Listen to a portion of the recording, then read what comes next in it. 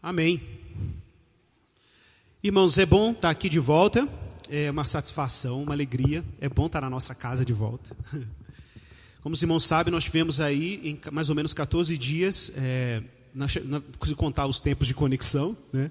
14 dias um trabalho nosso, profissional. A gente trabalha numa organização cristã agora, que faz ajudas humanitárias, trabalhos humanitários e trabalhos educacionais em contextos de crise. E nós estivemos ali no Líbano semana passada, chegamos anteontem, e depois eu posso compartilhar com os irmãos um pouco das impressões e como foi esse período lá. E o nosso coração ficou muito comovido, muito sensibilizado, de forma ocular, né? Com o desafio que o mundo hoje tem testemunhado, que é o conflito na Síria e o problema dos refugiados. O Líbano recebeu por volta de 1,5 milhão de pessoas refugiadas nos seus territórios, dentre as quais nós temos aí 400 mil crianças que vivem em situação de trauma de guerra, vivem em situação de necessidade, moram em campos de refugiado, em containers, em barracas, numa condição de higiene sanitária extremamente precária. E graças a Deus, meus irmãos, eu fiquei muito feliz de ver como que a Igreja de Cristo, inclusive a Igreja brasileira, está profundamente envolvida no cuidado desses refugiados. Isso tem, inclusive, criado um testemunho diante do mundo muçulmano em relação à igreja cristã, porque, não sei se vocês sabem, no mundo, na tradição islâmica, muçulmano só ajuda muçulmano. Então, de repente, quando eles veem a comunidade cristã, independente das pessoas se converterem ou não a Cristo, servindo essas comunidades, cuidando dessas pessoas, isso tem produzido uma reputação social, não só no Líbano, na Síria, na Jordânia, no Egito. Isso tem sido muito crescente. Graças a Deus por isso. Eu tive o prazer de estar no mesmo quarto com um egípcio, um amigo, Joseph Daoud. A gente se tornamos grandes amigos, agora ele também trabalha na nossa organização. E o Joseph é um egípcio, está trabalhando no Líbano, e ele me contou inúmeros casos de pessoas que ele conhece na igreja dele no Egito, que se converteram a Jesus Cristo, vindo do mundo muçulmano, sem nenhum tipo de abordagem missionária. Jesus simplesmente aparecia para essas pessoas. Simplesmente aparecia. Vocês não estão entendendo. Pessoas que, como Paulo, assim, elas tinham experiências de aparições. Jesus aparecia e dizia, eu sou o Senhor e creia em mim. E a pessoa convertia. E não é um caso não, irmão. São muitos casos. Muitos casos. De alguma maneira, o que a gente escuta lá é que o ISIS hoje tem sido um grande prestador de serviço para a igreja. Por incrível que pareça. Porque, felizmente ou infelizmente, o que o ISIS faz no Oriente Médio hoje tem produzido uma espécie de contra-testemunho em relação ao Islã. E muitos muçulmanos andam muito decepcionados com o que pode ser o Islã, porque, na verdade, quem está por trás do ISIS, é fato que o mundo muçulmano diz, não, eles não nos representam, mas é inegável que os intelectuais por trás do ISIS são pessoas profundamente conhecedoras do Islã. Então, o leigo que olha para aquilo fala, se isso é o Islã, os doutores que estão por trás desse, quem está por trás disso são doutores, eu não quero o Islã. Então, no final das contas, essa combinação de fatores históricos abriu uma janela sem precedentes para as missões hoje no Oriente Médio. Irmãos, é impressionante. Impressionante ver isso de perto. E o que mais me deixou impressionado foi que eu me lembro que, mais ou menos por volta dos meus 16 anos de idade, eu estava num grupo de oração da minha igreja lá no Rio de Janeiro, e a gente orava para que Deus pudesse abrir as portas da missão cristã no Oriente Médio. Gente, era inviável imaginar acontecer algo que está acontecendo hoje naquela época, era inimaginável. E a gente orava por isso. A gente orava pela janela 10/40. A gente orava pelos povos não alcançados. A gente orava. E hoje você tem igrejas. Eu fui numa igreja no Líbano de 400 membros. E mulheres muçulmanas com burca dentro do culto. Dentro do culto. E a ceia lá sendo administrada e as pessoas indo. E Deus está fazendo algo. E a gente precisa acompanhar isso, a gente precisa orar por isso. E depois eu vou compartilhando mais aos poucos com os irmãos as coisas que a gente viu lá. Eu estou muito feliz de ter sido testemunha um pouco dessa história e daquilo que Deus tem feito em países tão carentes do Evangelho como é o Oriente Médio hoje. Então vamos orar um pouco, pedir a Deus a graça. Mas antes eu quero te convidar a abrir a sua Bíblia.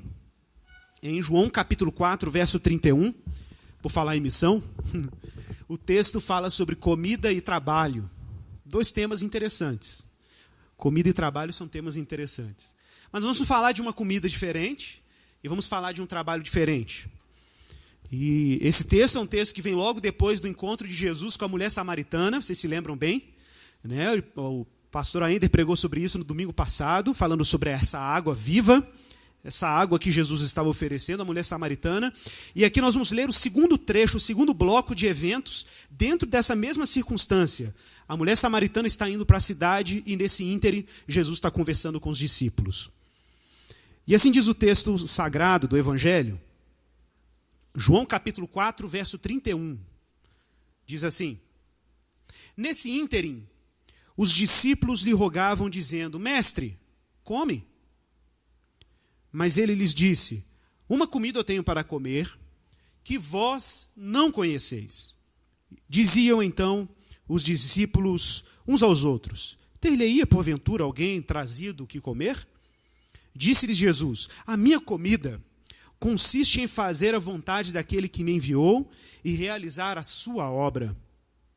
Não dizeis vós que ainda há 4 meses até a ceifa?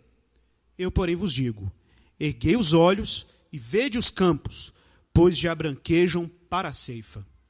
O ceifeiro recebe desde já a recompensa e entesoura o seu fruto para a vida eterna. E, de Sarte, se alegram tanto o semeador como o ceifeiro.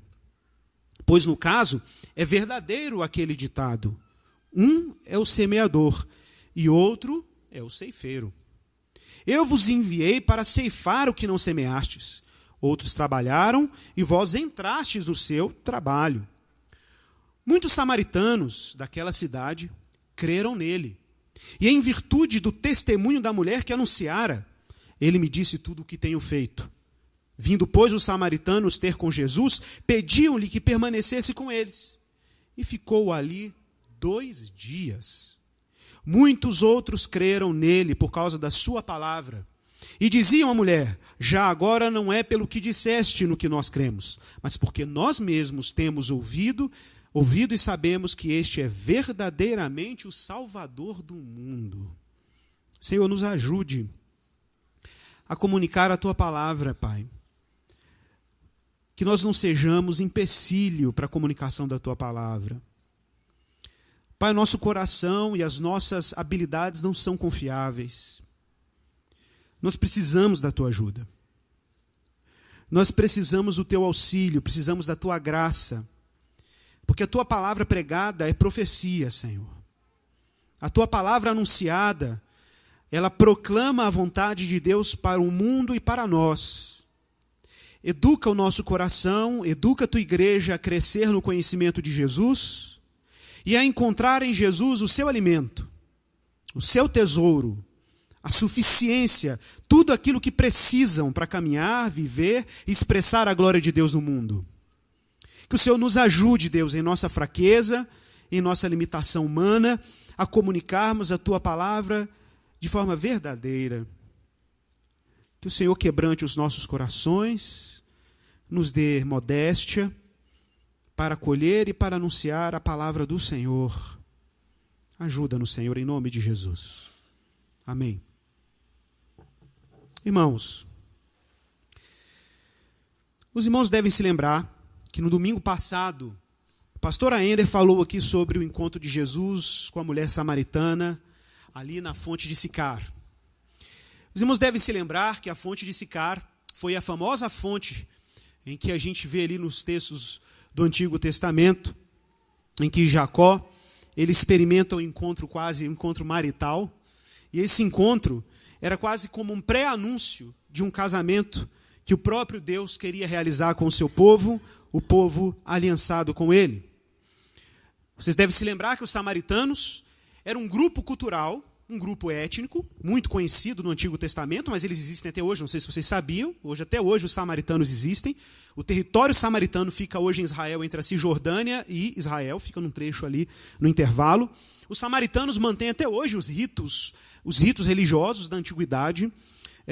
E, para quem não sabe, os samaritanos são possivelmente, em termos bíblicos e até históricos, remanescentes ou restante daquelas chamadas tribos do norte, aquelas tribos que, para quem não se lembra da história, depois que o rei Salomão morre, ele deixa o seu filho, Jeroboão, e aí existe um comandante do seu exército, Roboão, e os dois brigam, e cada um quer governar uma parte das 12 tribos de Israel, né? E nessa divisão, Jeroboão fica com as tribos do norte, Roboão com a tribo do sul, que era só Judá e Benjamim, mas era o reino de Judá, e o reino do norte era o chamado reino de Israel, tinham 10 tribos na parte do norte. Então ficou o reino de Israel no norte e reino de Judá no sul.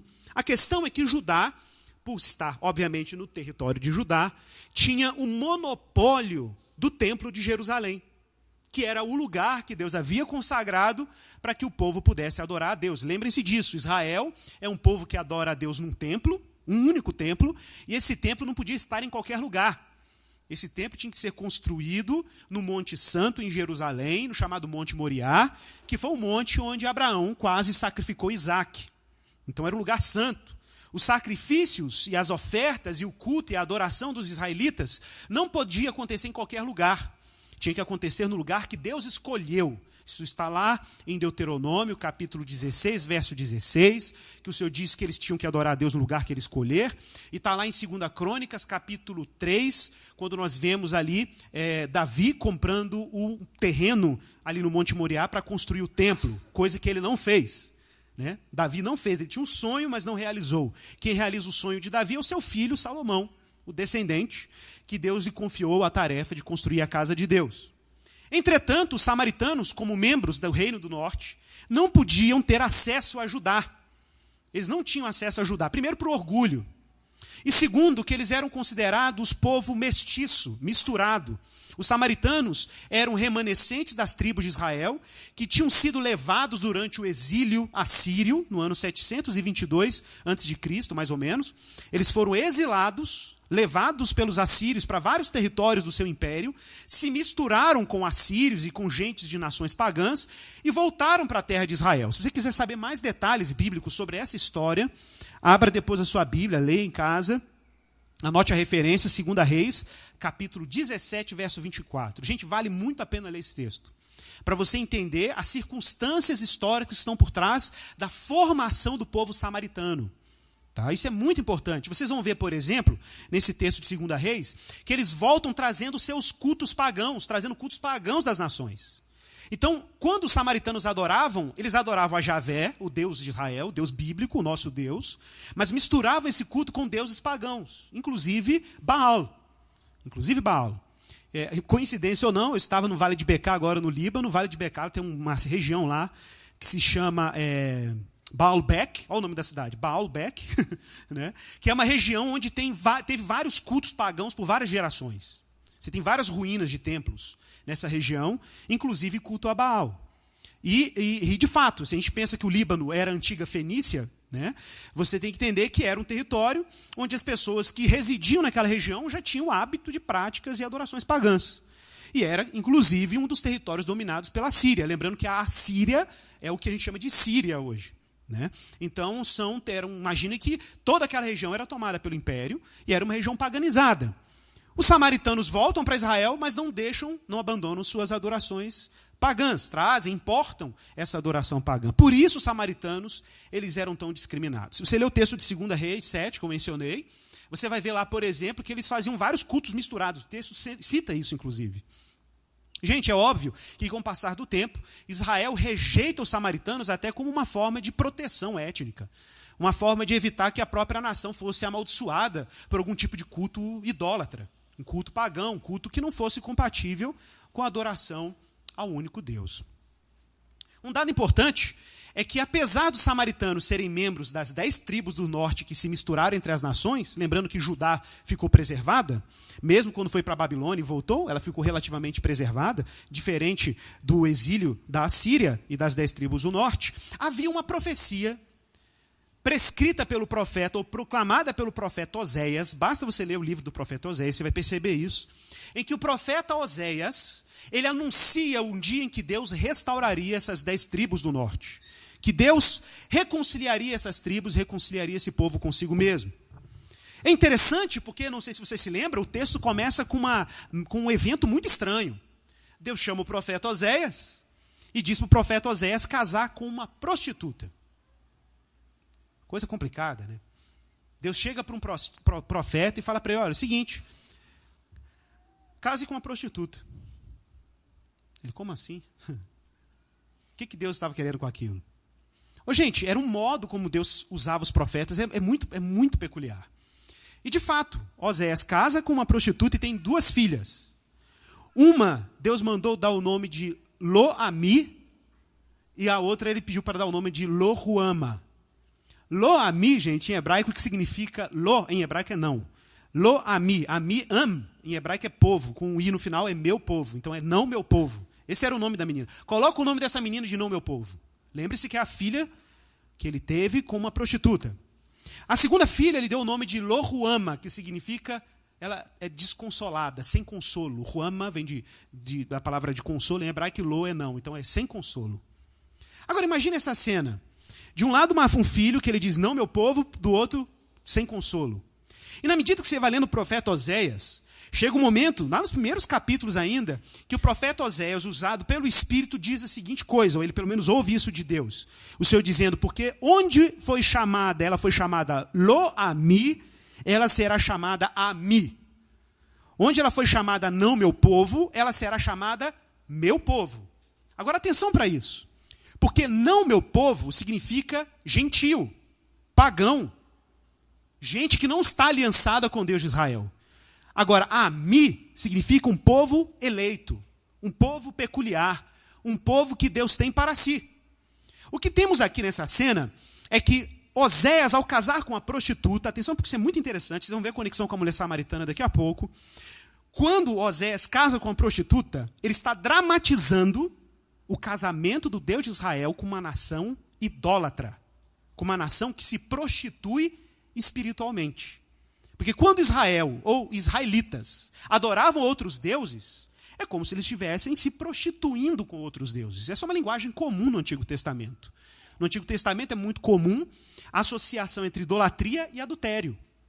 Porque se você é fiel a Deus e você trai a Deus com outros deuses, você é uma prostituta ou uma adúltera, ou um adúltero. É uma traição contra a aliança que você tem firmada com Deus. Agora veja que interessante. Por que Deus chama Lo-Ami, a filha de Oséias, com a prostituta, de Ami? Porque Deus está prevendo um dia em que Deus ia purificar os israelitas da sua idolatria, da sua traição, da sua prostituição, e iria reconciliá-los com Deus. Quem está entendendo? Agora atenção para isso. Atenção para isso. Se você continuar lendo o texto do profeta Oséias, chega um momento em que Deus diz assim, Oséias profetiza as 10 tribos de Israel e diz para elas, vocês não dirão mais meu Baal, vocês dirão meu marido. Isso é interessante, porque a palavra hebraica para marido é Baal. E quem não sabe, quando Sara estava lá no Antigo Testamento, chamando Abraão, meu marido, meu senhor, em hebraico é Baali. Meu Baal, meu senhor. Porque Baal quer dizer marido, senhor no sentido de um patriarca que se contraiu o matrimônio e governa a casa. Então ele é o Baal, Baal é isso. A questão é que o nome Baal foi aplicado a um deus, que assumiu um papel paternal, um papel marital. E aí tinha um trocadilho. Quando o profeta diz, vocês não chamarão mais meu Baal, mas meu marido, a palavra é a mesma nas 2 sentenças. Mas ali é uma brincadeira do profeta, dizendo, vocês chamavam o Baal de marido, mas o vosso marido sou eu. Vocês não podem me trair com outros. Atenção, porque isso é importante. Porque a palavra marido é igual Baal. Então tem dupla conotação quem está escutando essa palavra no original. Agora pense na cena, Jesus com a mulher samaritana. Transfere todo esse conteúdo que eu falei para a cena da mulher samaritana. Porque é isso que está por trás da cena. É isso que está por trás da cena. A mulher samaritana, lembrando, é descendente das tribos que se paganizaram. A mulher samaritana está na fonte de Sicar, que é onde Jacó contrai matrimônio, e não é adultério, matrimônio. O cenário é todo esse. João não cita lá a fonte de Sicar à toa. Tá? Esse é o cenário. E de repente, nesse cenário, Jesus brinca com ela. Chama o teu marido. Baal. Chama o teu marido. E ela falou assim, ela fica sem graça, bem disseste que não tens marido, porque tiveste vários. Tiveste vários Baalim. Baal no plural é Baalim. Jesus ali, gente, não está simplesmente brincando sobre questão de infidelidade conjugal. Quem está entendendo? O que Jesus está fazendo ali é denunciando a idolatria dessa mulher. É claro que ela cometeu adultério de fato, claro que ela teve vários relacionamentos, é óbvio, isso é objetivo, mas Jesus está usando a situação para fazer uma denúncia muito mais profunda do que simplesmente um casamento. Gente, lembrando que João não está simplesmente mostrando como Jesus era sobrenatural. João está tentando demonstrar que Jesus não é somente um profeta. Jesus é o verbo de Deus, a sabedoria de Deus que se fez carne e habitou entre nós. Se ele é sabedoria, não há nenhuma ação ordinária, comum, que Jesus realize, que não tenha implicações proféticas. Jesus está usando aquela situação da mulher samaritana para mostrar que a missão dele é pegar gente que não é gente para virar gente. A missão de Jesus é colocar dentro do pacto gente que não é meu povo, transformando em meu povo, conectando com Oséias. Pense em Oséias. Havia uma profecia de que Deus ia pegar filhos de adultérios espirituais, filho de idolatria, gente paganizada, ia pegar essa gente, colocar no pacto e chamar de Ami, meu povo. E é o que Deus está fazendo com a mulher samaritana. Tá, a cena continua. Jesus oferece água para a mulher, você sabe bem disso, o texto menciona isso.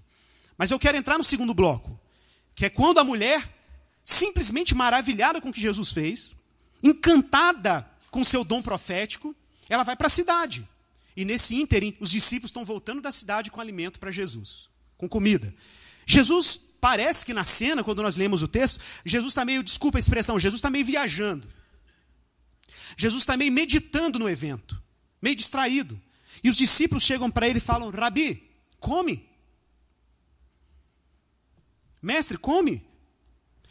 Só quero chamar sua atenção para essa expressão Rabi. Por que ela é importante? E João não colocou ela aqui por acidente. Ele não pode desperdiçar tinta. Tinta era cara no Oriente Médio naquela época e papiro era mais caro ainda. Então João não pode desperdiçar tinta e papiro. Então nada é acidente de percurso e nada é desperdício de palavras na linguagem joanina e na linguagem paulina, por exemplo. Não pode ser. Então a gente tem que ficar muito atento com as expressões que aparecem nos textos. Olha que interessante. Essa expressão Rabi, ela aparece apenas em 3 evangelhos. No evangelho de Mateus, no evangelho de Marcos e no evangelho de João.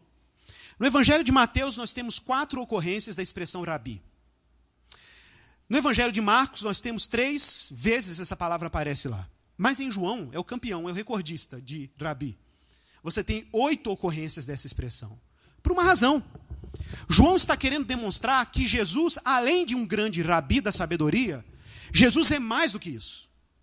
Jesus é mais do que simplesmente um rabi. E nós temos que ficar muito atentos, porque essas 8 ocorrências de João, tirando 2, que uma se refere a Nicodemos e a outra a um mestre judeu lá da época, as outras menções são todas relacionadas a Jesus. E cada vez que a palavra rabi aparece no evangelho de João, olha que interessante, é em algum evento em que Jesus está tentando demonstrar que ele é mais do que o mestre. Olha que coisa interessante. Por exemplo, primeira ocorrência de João. João capítulo 1, verso 38. Os discípulos de João Batista estão juntos de Jesus e eles perguntam. João 1, 38. Onde que você mora? Aí Jesus chama os discípulos, falam para eles assim, o discípulo de João Batista, vem e me segue, vocês vão ver onde que eu moro. E na medida que o texto vai correndo, Jesus então aparece numa visão, discerne uma visão debaixo da figueira, e de repente é dito a Jesus, tu és, lá no verso 49, tu és o Filho de Deus, tu és o Rei de Israel. Então observe, Rabi, e depois um sentido ampliado de quem Jesus é. E sempre que essa palavra aparece no Evangelho de João, ela antecipa algum momento em que Jesus sinaliza ou alguém reconhece em Jesus alguma coisa maior do que simplesmente um mestre. Um outro exemplo, Nicodemos, João capítulo 3, verso 2. Nicodemos já começa a conversa com Jesus dizendo para ele, bem sabemos que tu és mestre vindo da parte de Deus. Então Jesus não é qualquer mestre, ele não é qualquer rabi. Ele é um rabi que veio da parte de Deus. João capítulo 4, verso 31.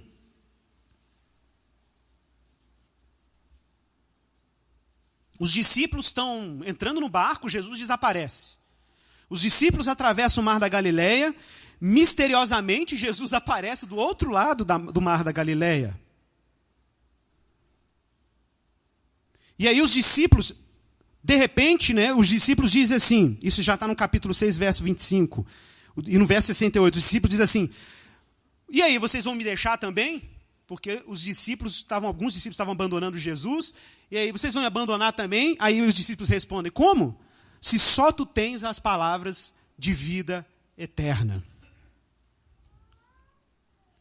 Quando você vai vendo esses eventos, João capítulo 9, verso 2, lembra do cego? Jesus cura o cego, passa lá a saliva na lama, e aí eles falam, Senhor, quem que pecou? Esse ou seus pais para que ele nascesse cego? Aí Jesus fala, nada disso, ele foi curado, vai ser curado para a glória de Deus, então ele ficou cego para a glória de Deus, nós vamos curá-lo aqui, etc. E esse cego fica louco, os fariseus perguntando para ele, como que isso aconteceu com você? Não é possível, você era cego, todo mundo te conhecia. Ele falou, Jesus orou por mim, eu fiquei, agora estou vendo. Cala a boca, você não pode falar isso, esse homem tem demônios. Se ele tem demônio ou não sei. Só sei dizer que ele orou por mim e agora eu estou enxergando. Depois da confusão toda, Jesus procura esse cego. E aí Jesus pergunta para ele, está lá em João capítulo 9, verso 35. Crês tu no Filho do Homem? Ele responde, quem é, Senhor, para que eu possa crer nele?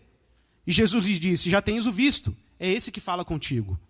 Então ele afirmou, creio, Senhor, e o adorou. Então observe, o termo rabi acontece e ele antecipa todos os grandes eventos em que Jesus é reconhecido muito mais do que o mestre. Vou citar o último exemplo. Está em João capítulo 11, verso 8, Jesus ressuscita Lázaro. Marta e Maria estão em pranto por causa da morte de Lázaro.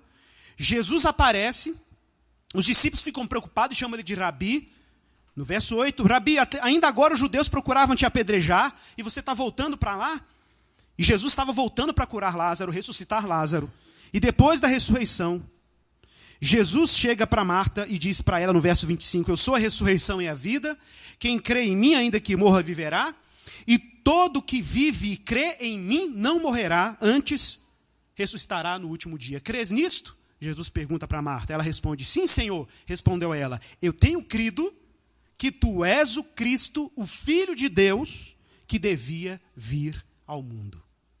Mais um evento em que a expressão Rabi antecede ou antecipa o momento em que Jesus é afirmado mais do que simplesmente o mestre. Irmãos, Jesus está tão faminto. Mas não é só faminto, ele está com sede ainda. A gente não pode esquecer disso. Com todo aquele drama da água, no final Jesus ficou sem água. A mulher samaritana ficou tão maravilhada com a mensagem dele que ela esqueceu que Jesus ainda estava com sede. E ela bebeu a água mesmo, bebeu tanto que não sentiu sede nenhuma e nem ficou preocupada que Jesus tivesse também. Uma sede objetiva. E ela vai embora. Ela vai embora. Entretanto, atenção para isso. Jesus agora está ali distraído, os discípulos, mestre, come, ele trouxe alimento. Os discípulos pensaram, não, Jesus deve ter sido servido por alguém. Não. E ele responde no verso 32, aí no texto de João capítulo 4, uma comida eu tenho para comer que vós não conheceis. E diziam, ter-lhe-á porventura alguém servido algo para ele comer? E Jesus responde, olha, a minha comida, atenção para isso, a minha comida consiste em fazer a vontade daquele que me enviou e realizar a sua obra. Irmãos, atenção para essa dica. O pastor Guilherme tem falado muito sobre isso, a gente tem insistido nisso, porque mais do que te ensinar sobre o texto de João, mais do que instruir você sobre o que Deus está falando por meio desse evangelho, a gente também está te ensinando a ler a Bíblia. É isso. Então você precisa ler o Evangelho de João, como qualquer texto no Novo Testamento, meio como você lê a Wikipedia. Quem que já acessou a Wikipedia na internet? Quase ninguém, né? O pessoal tem gente que formou só copiando, colando. Tô brincando. Não, esses dias eu vi um rapaz formando, né? E ele estava com uma plaquinha, Wikipedia, muito obrigado, com a roupa de formatura. Achei ótimo. Então, às vezes, você lê o Evangelho de João, lê as cartas de Paulo, você esquece que você tem que lê-las igual você lê a Wikipedia. Como que você lê a Wikipedia? Você está lendo um texto da Wikipedia, tem links, concorda? Textos linkados. Você vai ali, está lendo um texto, de repente tem uma palavra-chave que você clica nela, abre um outro verbete da Wikipedia. Nós chamamos isso de hipertexto. Hipertexto é a leitura hipertextual. O texto não é uma linha, ela é uma árvore. Porque você está conectando um texto com vários conteúdos.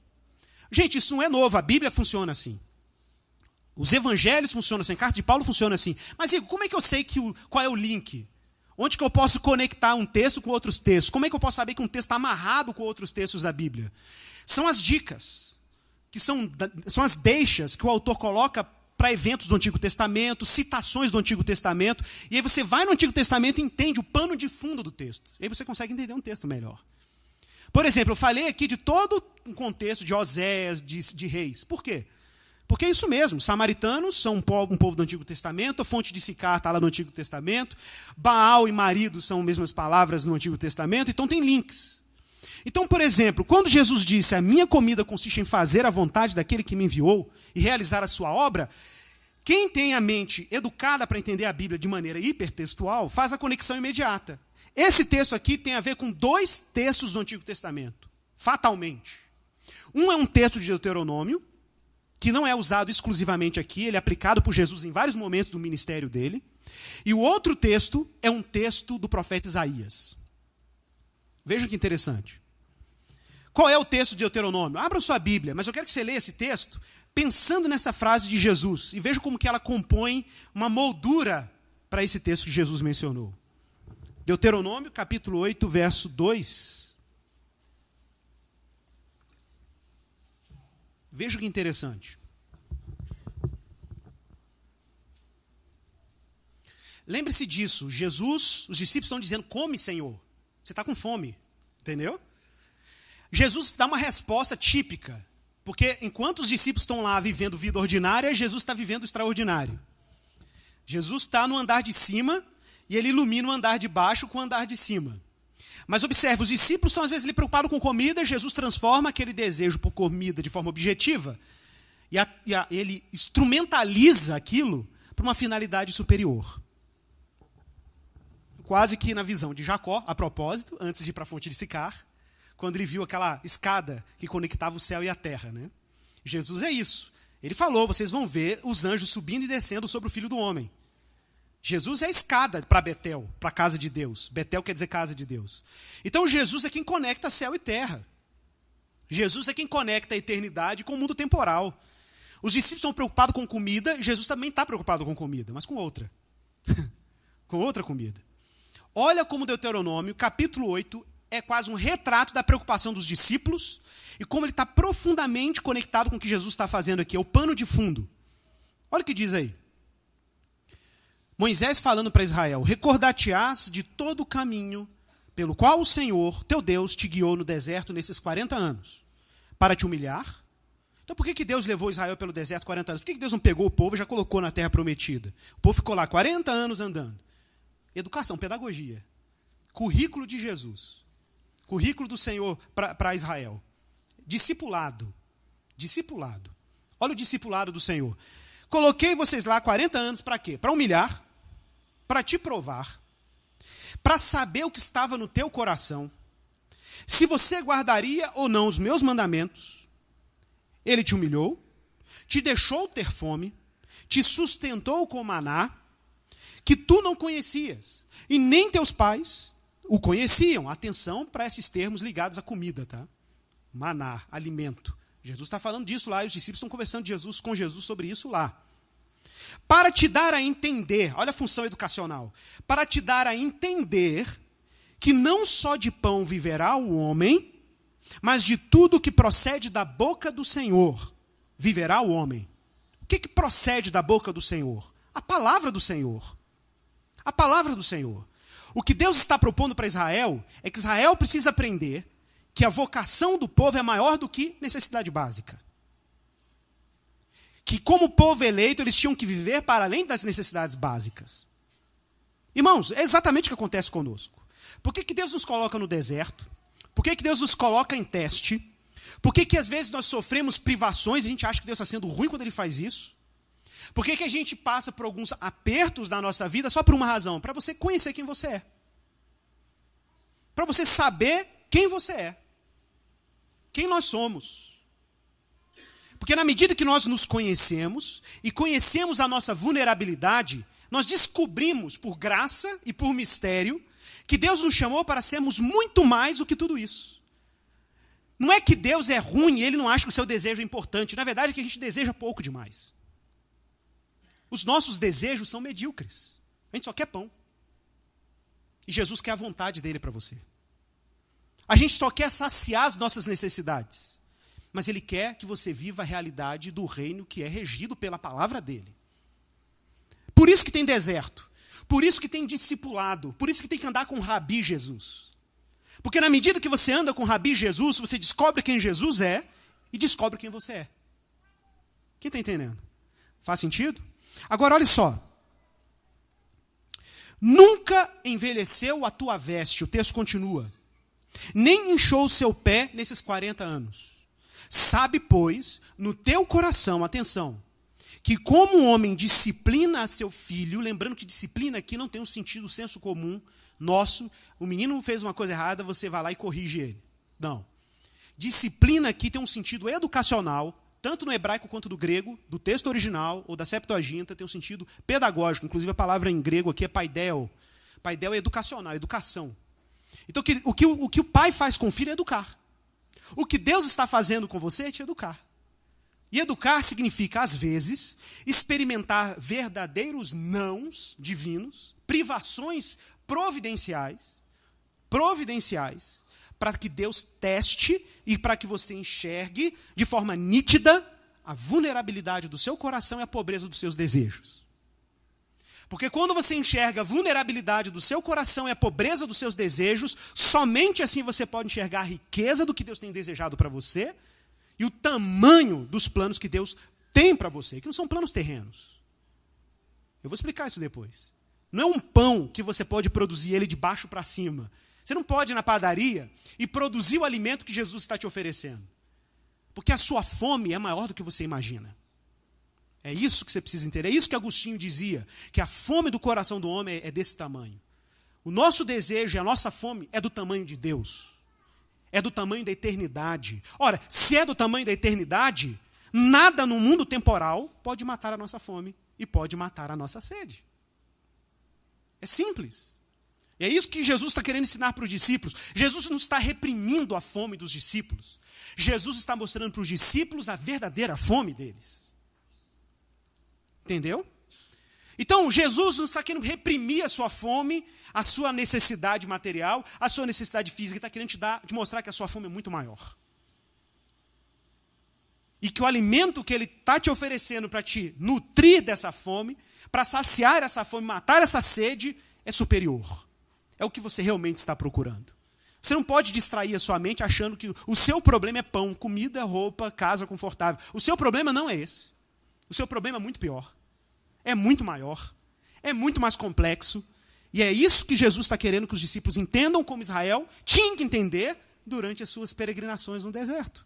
Voltando para o texto de João, veja como que o texto é nitidamente parecido. Você percebe os ecos de Deuteronômio 8 no texto de Jesus. Olha o verso 34. A minha comida consiste em fazer a vontade daquele que me enviou e realizar a sua obra. É isso que alimenta Jesus e é isso que deveria alimentar todo discípulo de Jesus. Agora, veja que interessante. Olhando para esse texto de Deuteronômio 8, o que fica claro para nós? Que Jesus é um mestre, um rabi, que está disciplinando os seus discípulos. Por isso chamam discípulos, porque eles são disciplinados, ou devem ser disciplinados, ou educados pelo Senhor. Jesus está compartilhando a maior das lições, como mestre e como rabi. O texto é nitidamente um texto educacional, como eu te falei, para te disciplinar. E o que Jesus faz então com os discípulos o tempo inteiro? Está testando o coração deles.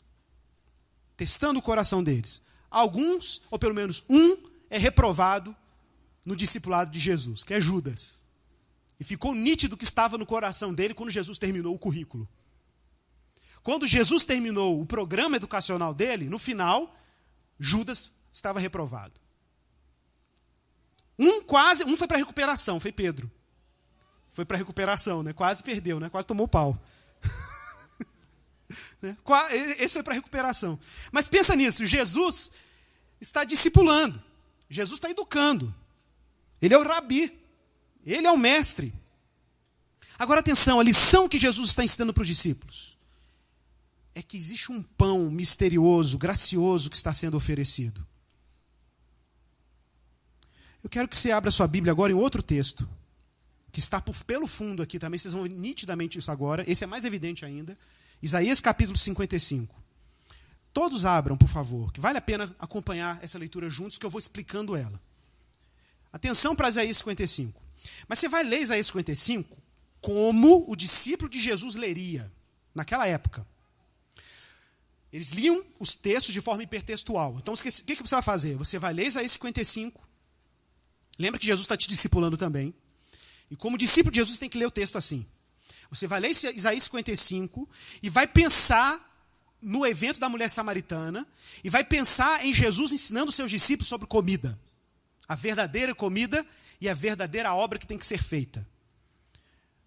Vai lendo e vai percebendo as conexões. Verso 2, vamos ver o verso 1. Ó vós todos os que tendes sede. Ó, a mulher samaritana. 55, verso 1. Ó vós todos que tendes sede, vinde às águas. Perfeito. É a mulher samaritana. E vós que não tendes dinheiro, vinde comprai e comei. Vinde comprai vinho e leite sem dinheiro e sem custo. A obra da graça. Continua. Por que gastais dinheiro naquilo que não é pão? E o produto do vosso trabalho naquilo que não pode satisfazer. Ficou nítido agora? Acompanhe. Ouvi-me atentamente. Comei o que é bom e deliciai-vos com finas refeições. Então, de novo, Jesus não está reprimindo a sua fome, ele só está mostrando que a sua fome é maior e que o banquete que ele tem para você é melhor do que você imagina. Inclinai os ouvidos. Atenção, porque agora o texto vai mostrar o elemento pedagógico. Jesus agora está ensinando. O profeta está ensinando. Inclinai os ouvidos e vinde a mim. E ouvi, e a vossa alma viverá. E farei convosco uma aliança eterna, dando-vos as fiéis misericórdias prometidas a Davi. Por que foi mencionado Davi aqui? Porque o profeta está fazendo uma conexão entre um dia em que Deus providenciaria um alimento definitivo e que esse alimento definitivo estava relacionado às promessas messiânicas que Deus firmou com o rei Davi. Lá em 2 Samuel capítulo 7. Depois leia lá a aliança que Deus firma com Davi. Ou seja, Deus prometeu alimento e ele vai sustentar, mas é o verdadeiro alimento que sacia a verdadeira fome. Não é essa fome medíocre que a gente acha que tem, não. E nem é essa comida medíocre que a gente acha que vai satisfazer a nossa fome medíocre. É a fome de verdade com alimento de verdade. Tá certo? A gente fica achando assim, Igor, esse negócio de Jesus é o pão da vida é tão abstrato, né? Não, abstrato, meu irmão, é feijão com arroz. Feijão com arroz é abstrato. Jesus é a mais pura realidade. Jesus é a realidade mais bruta que você pode ter. Jesus não só é pura realidade, como ele é a causa, inclusive, do feijão com arroz. Tá claro? Então não fica achando que Jesus está falando é abstrato. Não, abstrato é ficar achando que felicidade está no que você come. Abstração é achar que felicidade é ter uma casa legal. Isso é abstração. Realidade vai para além disso. Realidade é eternidade, meu irmão. Realidade é o pão vivo que desceu do céu, porque não pode ser feito em padaria. Você não pode se salvar. O pão feito na padaria é salvação pelas obras. É o pão que você inventa para te distrair, para você, brincar de satisfação e nunca te satisfaz. Aí você está lá naquela crise melancólica sua do final de semana, porque você foi assaltado com uma ansiedade implacável das suas tarefas profissionais. Você fica angustiado, da ansiedade você vai para a depressão, ou vai para a melancolia, ou vai para, sei lá. E aí você fala, quer saber de uma coisa? Vou fazer minha terapia. Aí você vai para o shopping, para ficar olhando vitrine. Nem compra não, porque às vezes não tem dinheiro para comprar. Aí fica olhando vitrine. E aquilo vira uma terapia. A pessoa sai de lá até mais tranquila. Que bonito, gostoso ficar aqui no shopping. Meu irmão, para de fabricar pão em padaria para matar a fome que o pão da padaria não pode matar. A sua fome é maior do que isso. Só um pão, superior ao pão que nós fabricamos pode matar verdadeiramente a nossa fome. Só uma água que é produzida na fonte quem Deus é e quem Cristo é, pode saciar a nossa sede. Por isso que o texto continua. Eu o dei como testemunha aos povos, como príncipe e governador dos povos. Atenção agora para a mulher samaritana, que era não meu povo, que é pagã, e Deus está trazendo para a aliança de volta. Verso 5. Tu chamarás uma nação que não conheces. Olha que interessante.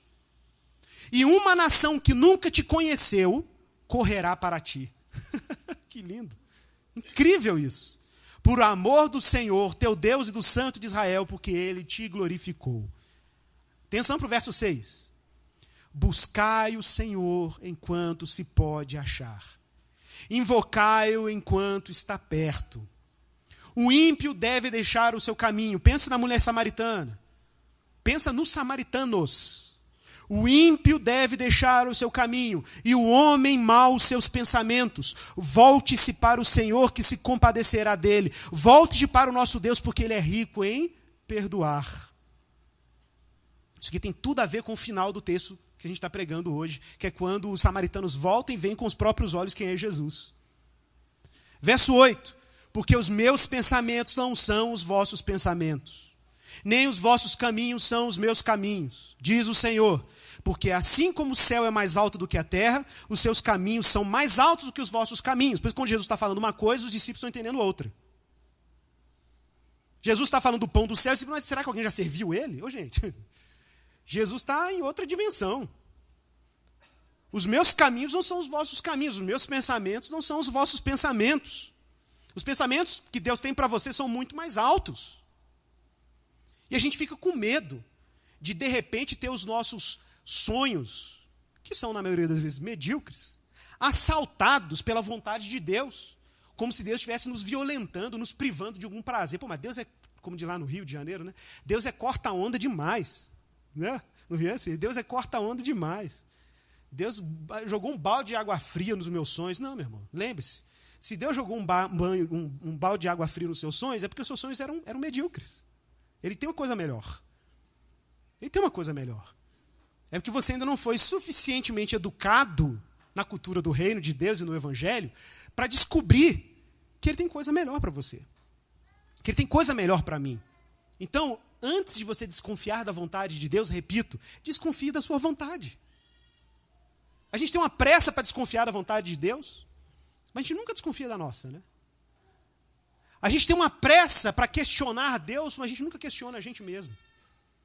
A gente tem uma pressa para ser incrédulo em relação a quem Deus é, e a gente é tão crédulo em relação ao que a gente pode fazer. Repito, irmãos, nós não somos confiáveis, nem um pouco confiáveis. Por isso que eu gosto do Evangelho, porque ele é muito sério. O Evangelho fala realmente que o Evangelho não está disposto a te entorpecer, a ficar alimentando o seu ego, alimentando a sua disposição para controlar a sua vida, dizendo que você é o cara, que você é demais, que você é show, que você é uma pessoa maravilhosa, você vai bombar, mulher superpoderosa, homem superpoderoso. Não, o Evangelho fala assim, você é um bagaço da laranja, os seus sonhos eram medíocres, você achava que você ia ser bom, você era medíocre, e eu sou tão bom e tão misericordioso com você, que eu vou te colocar num plano que nem você tem condições de imaginar o que eu tenho planejado para você. Que para você entender minimamente o que eu estou planejando para você, você tem que entrar no meu currículo, na minha escola, para você ser informado no tamanho da coisa que eu estou planejando para você. Não é que Deus é cruel, não. É porque você é cruel com você mesmo. Não é que Deus é perverso, é que nós somos perversos. É porque a gente não consegue dimensionar o tamanho desse negócio. Irmão, você vai ficar aqui, sei lá, se você viver 70 anos, se você viver 80 anos, você vai viver 70 e 80 anos para aprender o tamanho parcial, para você ter um brilho, um vislumbre mínimo do tamanho da sua herança na eternidade. Só para isso. Então, quando os mártires cristãos iam para as arenas para serem mortos, eles não iam para as arenas porque, coitadinho dos mártires, poxa, morreu tudo crucificado de cabeça para baixo, pena deles. Pena não, meus irmãos, eles eram ambiciosos. Não é que eles eram medíocres, é porque a ambição deles era tão grande que eles sabiam que no mundo temporal não tinha jeito de ter essa herança, não. Tem que ser na eternidade. Então vamos para as arenas. Vamos para o martírio. Jesus ou imperador? Jesus, é claro, pode me matar logo. Policarpo, vai ver a morte de Policarpo, o martírio de Policarpo, discípulo de João. Quando ele estava lá já preso num poste lá para ser queimado, o soldado romano vai lá, declara a sua fidelidade a César. Aí ele fala, meu filho, acende logo esse fogo, eu quero ver logo o meu Senhor. Bobo, somos nós, que estamos na metade do currículo ainda. Ele já estava no final, ele estava na formatura já. Entendeu? Então não é que o evangelho é medíocre, é que nós somos medíocres. E o evangelho está querendo expandir a nossa compreensão. E a nossa compreensão expandida do reino é muito mais do que carro, dinheiro, sucesso e blé, blé, blé. É mais do que isso. O que o evangelho está propondo para nós, meus irmãos, é uma vida que transcende as satisfações materiais. Se Deus te dá um pão gostoso, come e dê graças. Se Deus te der um vinho gostoso, tome ele e dê graças. Lembre-se, não pode embebedar, que é pecado, mas dê graças. Se você ganha uma roupa bacana, louve ao Senhor, dê graças a Ele, mas saiba que você não pode se apegar a nada disso, porque isso tudo é amostra grátis do que está te esperando na eternidade. E eu não quero amostra grátis, eu quero a realidade, não sei você. Eu não quero a demonstração, eu quero o real. Nós queremos o real. E o real, meu irmão, é aquilo que está depositado em Jesus. Olha o texto, Isaías ainda. Os céus são mais altos do que a terra. Os meus pensamentos são maiores do que os vossos pensamentos. Agora, atenção para o verso 10. Pensa em Jesus. Porque assim como a chuva e a neve descem do céu, então a chuva desce do céu e não volta para lá, mas antes rega a terra, faz produzir e brotar, para que dê semente ao semeador e, atenção, pão ao que come. Pão ao que come. Atenção para isso, porque Jesus vai falar de semeadura, vai falar de agricultura lá no texto que nós lemos de João. Atenção para isso. Verso 11, ele faz uma comparação. Do mesmo jeito que a chuva vem, rega a terra, produz os seus frutos, alimenta o homem, e ela não volta de lá sem cumprir o que Deus mandou para ela fazer, para a chuva fazer, do mesmo jeito é a palavra que sai da minha boca. Lembra que lá em Deuteronômio fala que viveremos da palavra que procede da boca de Deus? A palavra que procede da boca de Deus não volta para ele vazia. Gente, o que é a palavra? Voltando para João capítulo 1, verso 1. No princípio era a palavra estava com Deus, e a palavra se fez carne e habitou entre nós. A palavra de Deus que não volta vazia, irmãos, não é evangelismo, não. A palavra de Deus que não volta para ele vazia é a palavra divina, é o verbo divino, é o Cristo, que não vem ao mundo sem cumprir a tarefa que o Pai lhe confiou. É como uma chuva que rega a terra até que ela produza os frutos para a colheita. É isso que Jesus está fazendo na sua vinda, como a palavra que procede da boca de Deus. Então eu vivo de que palavra? Qual é o pão que me sustenta? É o próprio Cristo. Os discípulos não estão entendendo, porque Jesus está ensinando os conteúdos, eles vão entendendo progressivamente. Por isso que ele vai testando. Toda vez que a palavra rabi aparece, existe uma afirmação mais forte sobre Jesus. É o profeta de Deus, é o mestre da parte de Deus, é o filho de Deus, é o filho do homem. Porque os discípulos estão aprendendo, na medida que o currículo de Jesus vai acontecendo, quem é Jesus de verdade. Quem é Jesus de verdade? Agora veja o final do texto, que lindo esse texto. A palavra que sair da minha boca não voltará para mim vazia, mas fará o que me agrada. Jesus. Jesus, isso aqui é Jesus. E cumprirá com êxito o propósito da sua missão. Na Almeida, século XXI, está nesses termos. Cumprirá o propósito da sua missão. Agora vamos dar uma olhada no segundo bloco aqui do texto de João. O verso 35. João capítulo 4, verso 35. Conecte com Isaías 55 de pano de fundo. Não dizeis, vós, que ainda há 4 meses até a ceifa, observe a linguagem de agricultura agora. Eu, porém, vos digo, erguei os olhos e vede os campos.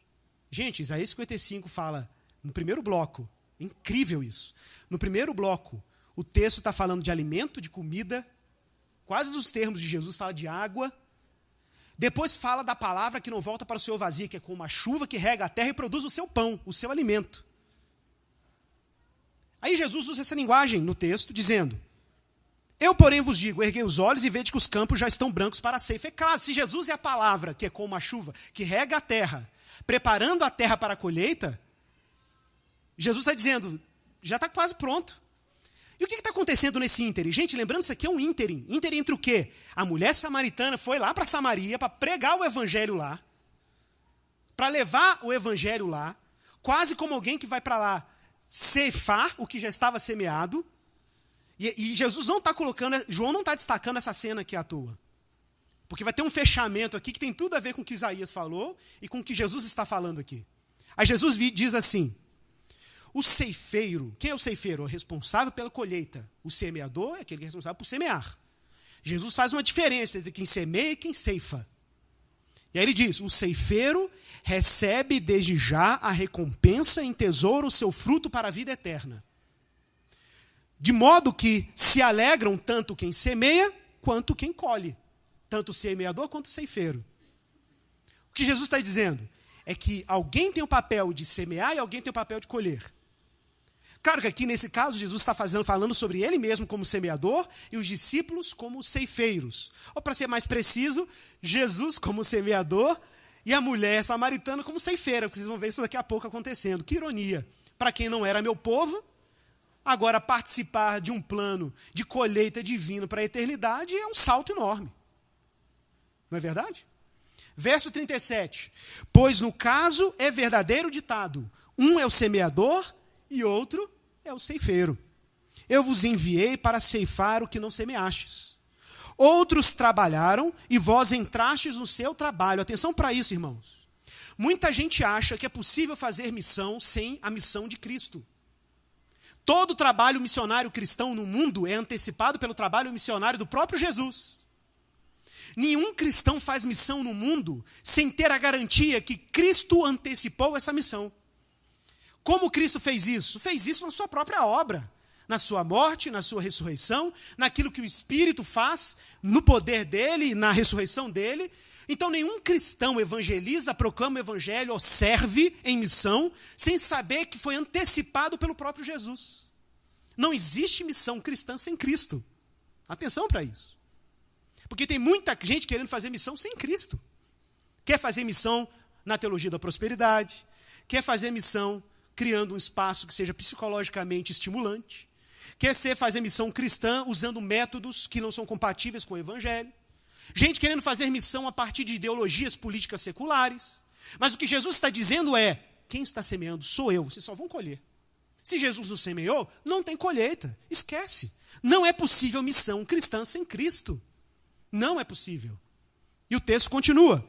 Muitos samaritanos, olha que forte isso, verso 39. Muitos samaritanos daquela cidade creram nele, porque a mulher samaritana já tinha ido lá anunciar quem Jesus era. E em virtude do testemunho da mulher que anunciara, ele me disse tudo o que eu tinha feito. Vindo, pois, os samaritanos ter com Jesus, pediram-lhe que permanecessem com eles. E ficou ali 2 dias. Jesus ficou em Samaria 2 dias. E muitos outros creram nele por causa da sua, o quê? Palavra. E diziam à mulher: já agora não é pelo que disseste que nós cremos, mas porque nós mesmos temos ouvido e sabemos que este, lembra que depois do rabi, vem o testemunho de quem o rabi é. Sabemos que este é verdadeiramente o Salvador do mundo. Coisa extraordinária. A cena dos samaritanos pagãos, não meu povo, misturado entre as nações, idólatras, adoradores de Baal, vindo até Jesus, volta para Isaías 55. Lembra exatamente o que está escrito no verso 7. O ímpio deve deixar o seu caminho e o homem mau os seus pensamentos. Volte-se para o Senhor, que se compadecerá dele. Volta-te para o nosso Deus, porque ele é rico em perdoar. Meu irmão, eu não sei qual é a sua fome. Na verdade, eu sei um pouquinho. Qual é a sua fome? Qual é a sua sede? Eu vou citar um trechinho do livro Cristianismo Puro e Simples, do C.S. Lewis, que ele fala sobre a fome e a sede do coração do homem. Todo homem minimamente honesto com o que ele sente, com o que ele percebe, ele sabe que existe na sua existência uma fome implacável, uma inquietação, uma necessidade por sentido. A gente tenta procurar sentido nos nossos grupos sociais, nas nossas tribos urbanas, encontrar sentido na nossa expressão artística. Você tenta encontrar sentido no trabalho, no que você faz. Você tenta encontrar sentido no que você consome. Mas por que nós somos tão inquietos? Por que a gente tem tanto desamparo? Por que a gente tem essa angústia tão forte em nós? E, gente, isso é muito prático. Basta ver nas frias relacionais que você já entrou na sua vida. Porque você apostou fichas afetivas num relacionamento e o relacionamento não correspondeu às suas expectativas. Pensa em carreira que você tentou, empregos que você tentou, cursos que você tentou, numa tentativa de encontrar realização, satisfação, e você só se frustrou. E uma frustração atrás da outra. Por quê? Porque a sua expectativa é muito alta, a sua fome é maior do que você pode imaginar. Por isso que não há nada que pode ou que possa alimentar a sua vida além do que Jesus está oferecendo. Olha o que C.S. Lewis diz. As criaturas, bacana esse texto, as criaturas não nascem com desejos que não podem ser satisfeitos, obviamente. Um bebê, por exemplo, sente fome. Ele só sente fome porque existe alimento, óbvio. Um patinho gosta de nadar, logo existe água. Ele pode até estar privado da água, mas a água existe. A evidência de que existe água é que a anatomia do pato é de um bicho que foi feito para nadar. Olha que doideira. Interessante. Agora vai vendo. O homem sente o desejo sexual porque, obviamente, existe sexo. Se descubro em mim um desejo que nenhuma experiência deste mundo pode satisfazer, a explicação mais provável é que eu fui criado para um outro mundo. Claro. Se nenhum dos prazeres terrenos satisfaz esse desejo, isso não prova que o universo é uma tremenda enganação. Provavelmente, esses prazeres não existem para satisfazer esse desejo real que nós temos, mas só servem para despertá-lo e sugerir a verdadeira satisfação. Então, quando você come uma comida muito gostosa, você fala, rapaz, que comida gostosa, graças a Deus por isso. Ela é só uma demonstraçãozinha daquilo que te aguarda. Aí C.S. Lewis diz o seguinte: se assim for, tenho de tomar cuidado por duas coisas. Por um lado, para nunca desprezar as bênçãos terrenas, obviamente, e nem deixar de ser gratos por elas. Por outro lado, para nunca torná-las pelo algo a mais, do qual são apenas cópia, eco ou uma miragem. E se então comida gostosa, vida em família, bom trabalho, são coisas que dão um prazer, a gente nunca pode se agarrar a essas coisas como se essas coisas fossem satisfazer a nossa verdadeira fome e a nossa verdadeira sede. Porque elas são apenas mostra grátis. Sombras, ecos, demonstrações antecipatórias do que está te esperando na eternidade. Por isso, irmãos, o homem moderno, o próprio C.S. Lewis vai dizer isso em outra obra dele, por isso o homem moderno não sofre por excesso de ambição. Que ironia. O homem moderno sofre por mediocridade, porque ele só quer dinheiro. Só quer prazer. Medíocre.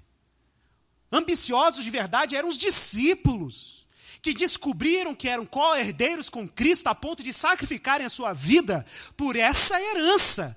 Eles não eram homens simplesmente resignados, eram homens ambiciosos, com a verdadeira, santa e pura ambição. Então Jesus não está reprimindo o seu desejo, ele está mostrando que o seu desejo é muito mais radical. Muito mais radical. C.S. Lewis continua: tenho de manter viva em mim a chama do desejo pela minha verdadeira terra natal. a qual só encontrarei depois da morte, e jamais permitir que ela seja arrasada ou caia no esquecimento. Tenho de fazer com que o principal objetivo da minha vida seja buscar essa terra e ajudar as outras pessoas a buscá-la também. Vamos orar.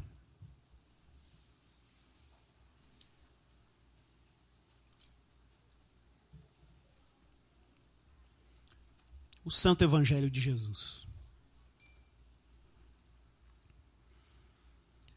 Esse não é o momento de você reprimir a sua fome.